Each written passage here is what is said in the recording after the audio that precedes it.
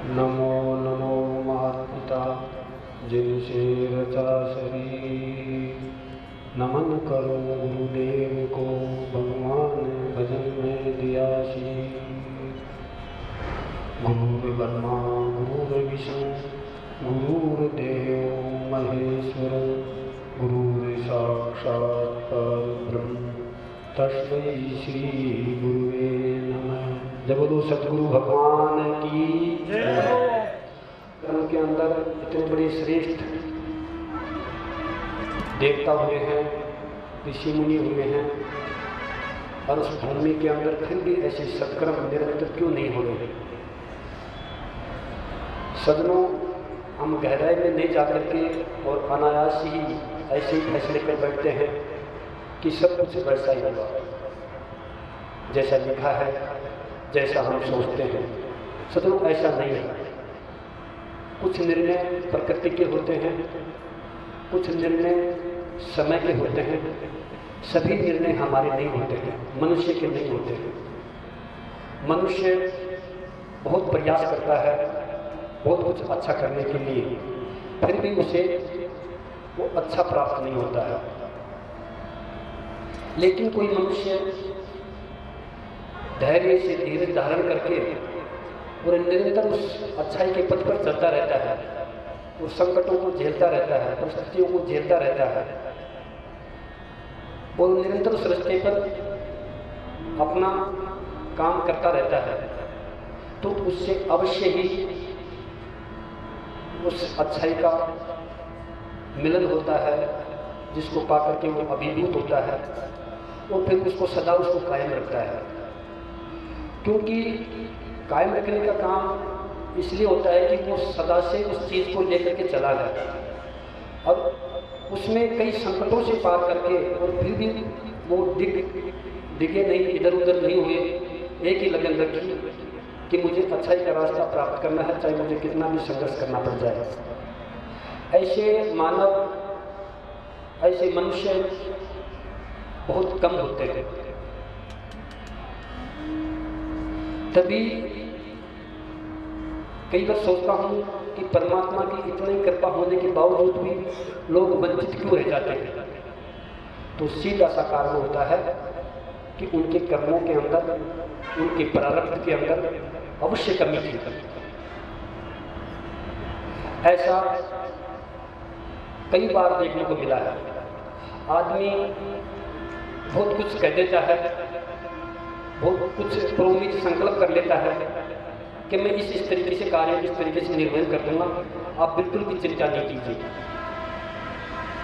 लेकिन समय का निर्णय, प्रति का निर्णय कुछ और होता है। वो सडनली अचानक कुछ भी घटना हो जाती है, कुछ भी कार्य हो जाता है, जो व्यक्ति के प्रारब्ध का ज़्यादा महत्व रखने के कारण उनका ज़्यादा वजन हो जाता है कर्मों के कारण, और वो ऐसे सत्कर्मों से वंचित रह जाता है। परमात्मा तो सभी के लिए, जैसे एक बाप अपने 5 बच्चों के लिए, 4 बच्चों के लिए सब कुछ कोशिश करता है कि मेरे बच्चों को मैं अच्छा बना दूँ, लेकिन वो माँ बाप के कर्मों से नहीं बनेंगे, उस शुभ के कर्मों से बनेंगे। कोई बच्चा उस माँ बाप की शिक्षा को ग्रहण करता है, वो पकड़ लेता है और उसको पर प्रयास करता रहता है, उसको अवश्य ही वो अच्छाई प्राप्त होती है, वो रास्ता उसको प्राप्त होता है। और दूसरा भाई उसको नहीं कर पाता है, उसको प्राप्त नहीं हो पाता है, 5 उंगली इस काम नहीं होती है। लेकिन बाप सभी के लिए पूर्ति करने का प्रयास करता है, जैसा जैसा उनको चाहिए वैसा वैसा देने का प्रयास करता है, किसी बच्चे की कमी नहीं रखता है। लेकिन फिर भी वो 5 बच्चे सफल नहीं होते थे, उनमें से 1 या 2 या नहीं भी होते थे। ऐसी प्रवृत्ति खूब देखी गई है। तो हम इसको मानकर चलते हैं, उसके प्रारब्ध में कोई ना कोई कमी रही है। इसी वजह से आदमी कुछ चीज़ अच्छाई हो रही हो, उसको लेने में देरी करते हैं कि उसके प्रारब्ध में नहीं शायद, तो वर्तमान तो उसके हाथ में है ना। वो आदमी सब सांसारिक कामों को छोड़ करके तो ऐसे सत्कर्मों को ग्रहण करने में आतुर पहले रहना चाहिए। ये तो है नहीं, ये कोई सदा से चलते हैं या कंटिन्यू चलेंगे या बार बार चलेंगे, इनका भी वास्तव में ही कुदरत के प्रति या संतों की कृपा होती है, तभी ऐसे सत्कर्म हो पाते हैं।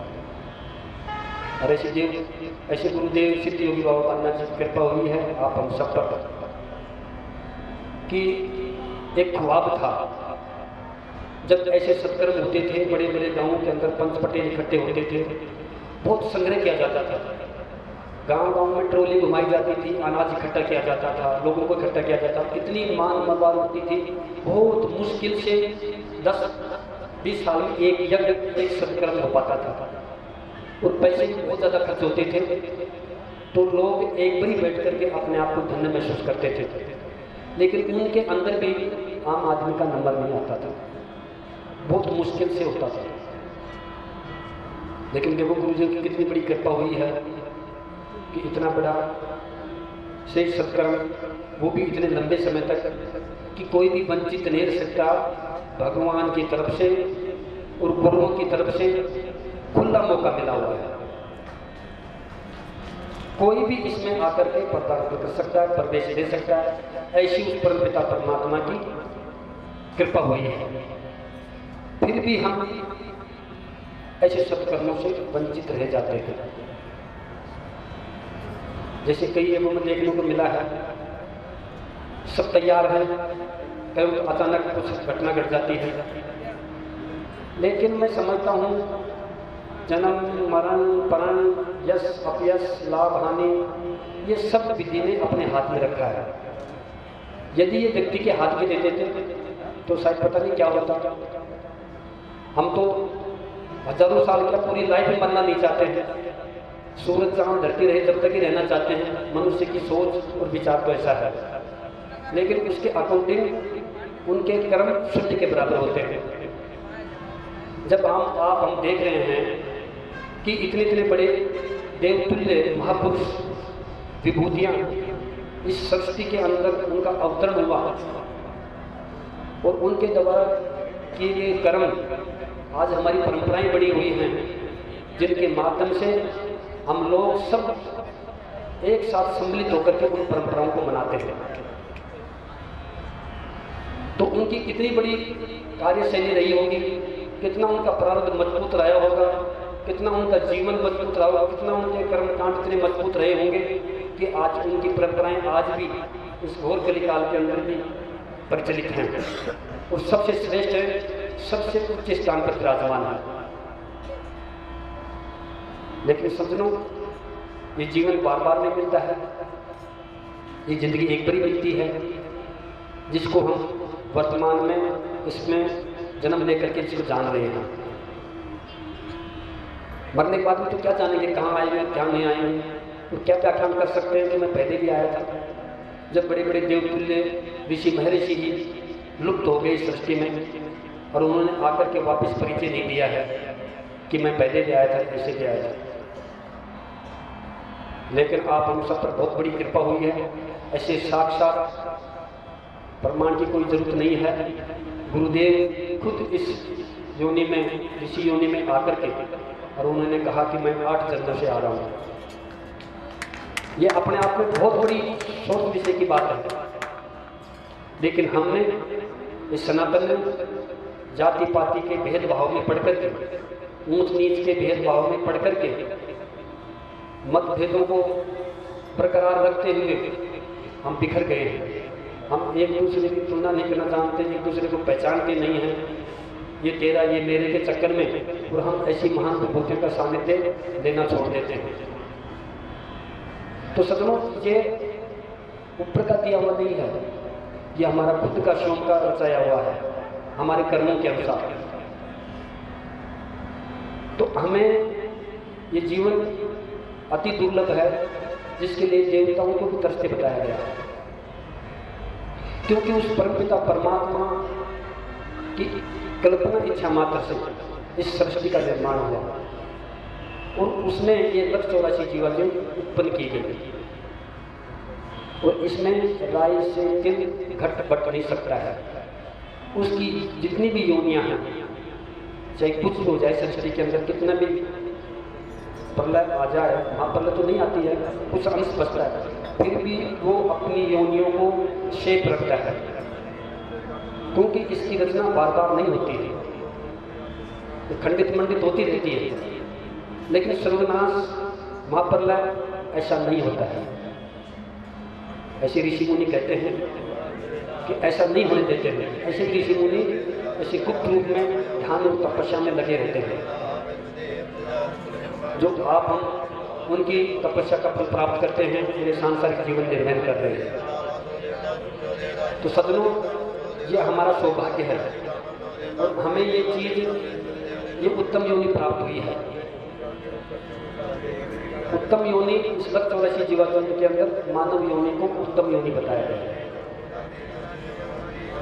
आप सभी को ये मानव जीवन उत्तम मिला है, परंतु तुम इस बात को मत भूल जाना कि प्राप्त उत्तम मानव जीवन की सार्थकता धर्म को धारण करने में, मन की प्रसन्नता में, दिल की निर्दोषता में, हृदय की पवित्रता में ही है।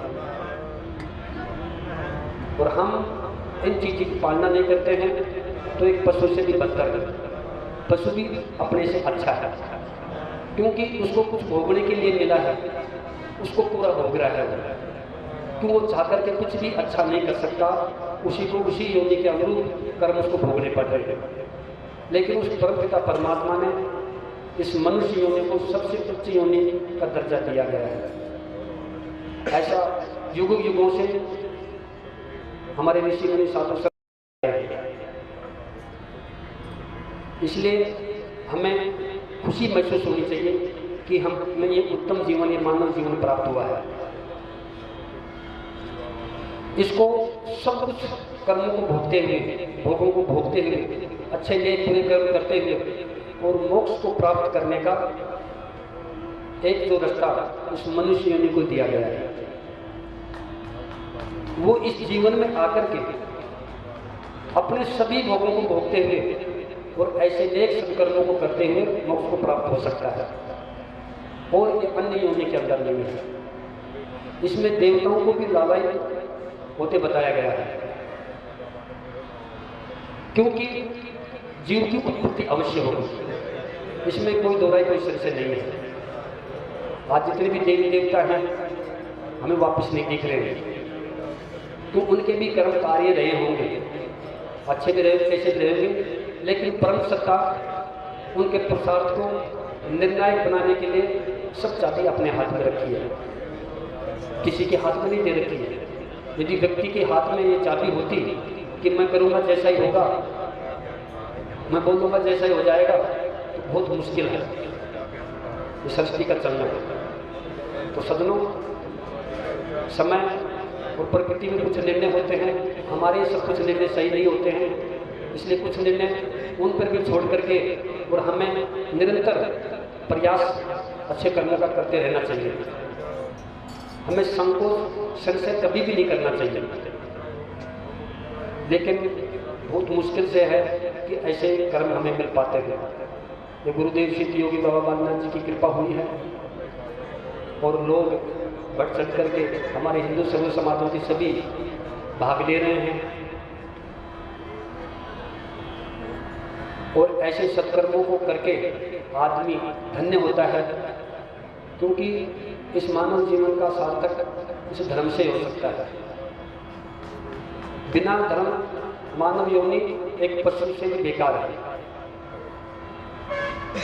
अब दिमाग में, दिल में आता है धर्म क्या है,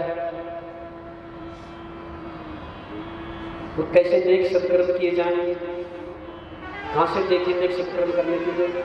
इसके भी परमपिता परमात्मा ने आप हम सब पर बहुत बड़ी कृपा की है कि वो स्वयं ऋषि महर्षि संत महात्माओं के माध्यम से अवतरित होकर के उनके द्वारा वेदों की रचना की गई, शास्त्रों की रचना की गई, उपनिषदों की रचना की गई, ऋचाओं की रचना की गई, जिनके अंदर जीव प्राणी मात्र के लिए दिशा निर्देश दिया गया है और जिनका अध्ययन साधु संत गुरुजन आचार्य विद्वतजनों के द्वारा होता है। लेकिन अब हमें कैसे प्राप्त होंगे, इसके लिए हमें संत महात्माओं, साधु सज्जनों की, गुरुजन आचार्यों की, विद्वानों की समीक्षा करनी पड़ेगी। नजदीकता बढ़ानी पड़ेगी। सदनों कुछ चीजें ऐसी हैं जिनकी समीपता बढ़ने से, जिनकी नजदीकता बढ़ने से दूर से हमें महसूस होने लग जाता है। जैसे बर्फ के पास हम हाथ में लगाएं, लेकिन बर्फ की सिल्ली के पास जाएंगे, जो नजदीक जाएंगे तुम्हें शीतलता महसूस होने लग जाएगी दूर से। ऐसे ही अग्नि के पास जाएंगे, दूर से ही हमें गर्माहट महसूस होने लग जाएगी। ऐसे ही फूलों के पास जाएंगे तो दूर से हमें खुशबू प्राप्त होने लग जाएगी। ऐसे ही जब हम संत महात्माओं का सानिध्य करते हैं, नजदीकता बढ़ाते हैं गुरुजन आचार्य विद्वज्जनों की, तो धीरे धीरे उनकी वाणी से, उनके ज्ञान से हमें आभास होने लगता है, हमारे आत्मा के कपाट खुलने लगते हैं और महसूस होता है उनकी सादगी से, उनकी त्याग और तपस्या से, उनके अध्ययन से, उनके कर्मों से कि हमें भी ज़्यादा नहीं थोड़ा थोड़ा ऐसा करना चाहिए। और हम जब इसकी निरंतरता बढ़ाए रखते हैं और जारी रखते हैं तो हमें धीरे धीरे अनुभव होने लगता है। हमारे अंदर सभी विचार उठते हैं कि हमें भी अच्छे कर्म करने चाहिए, सदकर्म करने चाहिए। तो सज्जनों, भगवान से सीधे मांगने के बजाय हमें उससे समीपता बनानी पड़ेगी। और समीपता के लिए संतों की समीपता कीजिए, साधु की समीपता कीजिए, महात्माओं की समीपता कीजिए, गुरुजन आचार्यों की समीपता कीजिए, विद्वज्जनों की समीपता कीजिए। और जब हम इसे निरंतर बढ़ाते रहेंगे तो हमारे धीरे धीरे मन के द्वार खुलने लगेंगे और हमें अनुभूति होने लगेगी और ऐसे सत्कर्मों से जुड़ने लगेंगे। और ऐसे सत्कर्मों को बार बार करने से हमारी आत्मा पवित्र होगी। हमारी आत्मा तो पवित्र होती है, लेकिन उसके मन रूपी कंट्रोल होता है। वो मन के विचार पवित्र होने लगते हैं और जब मन के विचार पवित्र होने लगते हैं तो आत्मा धीरे धीरे प्रसन्न होने लगती है। अंदर से आत्मविश्वास जगता है कि मैं भी ये सत्कर्म कर सकता हूँ। सज्जनों, हवन यज्ञ अग्निहोत्र ये सदा से मनुष्य के साथ चला आया है। कोई ये आज का नया नहीं है भाई, कोई महाराज जी कोई नई चीज ले आया हो। ये सब हमारी प्राचीन भारत की व्यवस्थाएं सारी, और हमारी महान संस्कृति है, देव संस्कृति कहा गया है इसको। विश्व के अंदर यदि पावन पवित्र भूमि कोई है तो भारत देश की भूमि है। आप हम सबका कितने सौभाग्य है कि ऐसी महान देश की और ऐसी महान संस्कृति के अंदर आपका हमारा जन्म हुआ है। सज्जनों, जहाँ प्रत्येक जीव परमात्मा हवन यज्ञ शुभ कर्म करने का प्रयत्न करता है और किसी देश के अंदर मानव ऐसा कर्म करने का प्रयत्न नहीं करता है, तो हम भाग्यशाली हैं कि हमें ऐसी भूमि में ये जन्म मिला है और वो भी सनातन संस्कृति में जन्म मिला है। अपने आप को धन्य महसूस करके और ऐसे सत्कर्मों से हमें जुड़ना चाहिए, हमें करना चाहिए। ऐसे अवसर बहुत कम मिल पाते हैं। अब देखिए, ऐसे सत्कर्मों के अंदर आप भी बैठे होंगे, बुजुर्ग यहाँ बैठे होंगे, कोई या कई यज्ञों में शरीक हुए हों, कितने पैसे लगते हैं, बोलियां लगती हैं, लेकिन गुरुदेव की कितनी बड़ी कृपा हुई है। एक अंतिम पायदान पर बैठा हुआ व्यक्ति भी अपने आप को धन्य महसूस कर सकता है कि मैं हिंदू धर्म के अंदर, सनातन संस्कृति के अंदर मैंने जन्म लिया है और इसका श्रेष्ठ जो क्रम है, जो बहुत दुर्लभ है, वो भी मुझे करने का मौका मिल रहा है। कितनी बड़ी बात, कितनी बड़ी कृपा उस गुरुदेव सिद्ध योगी बाबा बालनाथ जी की आप हम सब पर हो रही है। सज्जनों, हमें नहीं झुकना चाहिए, इसमें क्रांति लानी चाहिए, लेकिन हम ऐसी चीजों को निरंतरता बहुत कम रखते हैं। सांसारिक चीजों के अंदर ज्यादा दिल और दिमाग हमारा रचा बसा हुआ है, जिसके कारण उससे निकल नहीं पाते हैं और हम फिर इस मनुष्य में आकर के भी ऐसे सत्कर्मों से हमारी आंखों के सामने निकल जाते हैं, वो वंचित रह जाते हैं। तो सज्जनों, ये हमारा सौभाग्य है कि आप हमको ऐसी सिद्ध भूमि के अंदर बैठ करके इतना बड़ा सत्कर्म करने का ये अवसर प्राप्त हुआ है, स्वर्ण मौका प्राप्त हुआ है। हम इसको धैर्य से, धीरज से सत्कर्म को करने का प्रयास करेंगे। वेदों मंत्रों का निचोड़ है कि ईश्वर मनुष्य को आदेश करता है कि यज्ञ हवन संसार का सर्वोत्तम कर्म है, पवित्र कर्म है, जिसके करने से सुख ही सुख बरसता है।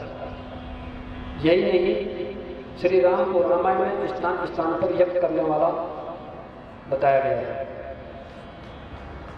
महाभारत में श्री कृष्ण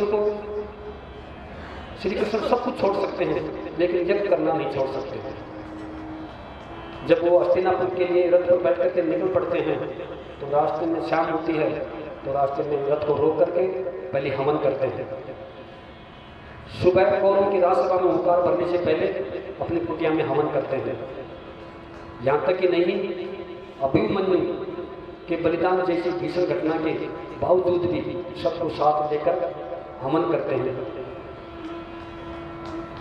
सज्जनों, भगवान श्री कृष्ण का जीवन का एक एक क्षण आने वाले युगों को संदेश दे रहा था कि चाहे जो हो जाए, यज्ञ करना कभी नहीं छोड़ना। और भगवान जिस कर्म को करने के लिए कहते हैं वो कर्म नहीं है, वो धर्म है। उसका नहीं करना अधर्म है। और सज्जनों, धर्म से ही ये मानव जीवन सार्थक हो सकता है, ये शाश्वत सत्य है, अन्यथा बहुत मुश्किल है। तो सज्जनों, ये आप हम सबको एक स्वर्ण अवसर प्राप्त हुआ है।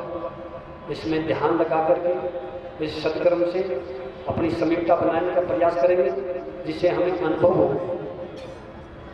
हमें आभास हो और हमारे बहुत प्रारब्ध के पुण्य जागृत हुए हैं जब हमें ये मौका मिला है। सज्जनों, कईयों को तो अचानक मौका मिलता है, वो सोच भी नहीं सकते हैं कि शायद मेरे पास ये संदेश आ जाएगा, ये बुलावा आ जाएगा और मुझे भी ऐसे सत्कर्मों के अंदर शरीक होना पड़ेगा। वो चाहे कैसे भी है, किसी के कहने मात्र से, किसी के दबाव में, किसी के प्रेशर में, ये सब विधि विधाता ने बना रखी है।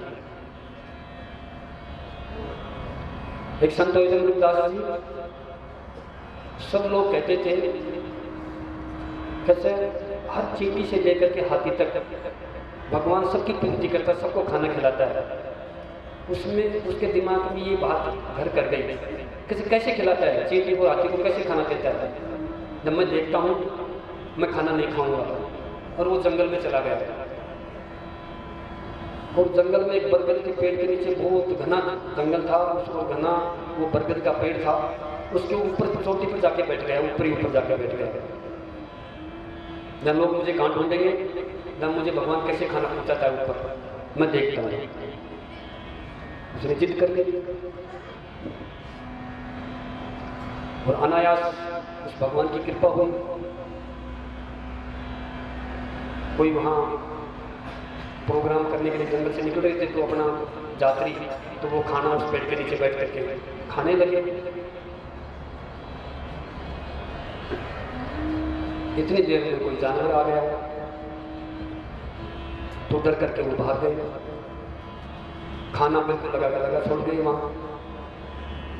थोड़ी देर बाद में कोई लुटेरों का झुंड आता है, वो धन लूट करके वो लेके गए और वहाँ से निकल रहे थे।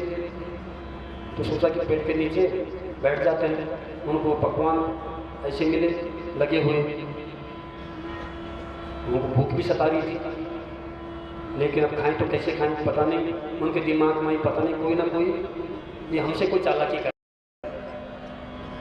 कि ये जितने भी धन लूट के लेके आए हैं, उस आदमी ने अपनों को भाप करके और यहाँ पर शायद ये सामान इसलिए बना दिया कि हम खाएंगे, हम मर जाएंगे या हम बेहोश हो जाएंगे, ऐसी कोई चीज़ मिला रखी है।